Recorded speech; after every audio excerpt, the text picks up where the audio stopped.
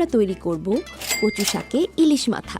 এর জন্য আমাদের লাগবে কচু শাক সেদ্ধ 1 কাপ, আদা বাটা 1 চা চামচ, তেল আধা কাপ, ইলিশ মাথা 1টি, মেথি গোটা 1 চা চামচ, পেঁয়াজ কুচি 2 চা চামচ, রসুন কুচি 2 চা চামচ, হলুদ গুঁড়ো 1 চা চামচ, জিরা গুঁড়ো 1 চা চামচ, কাঁচা মরিচ 6-7টি এবং লবণ স্বাদমতো।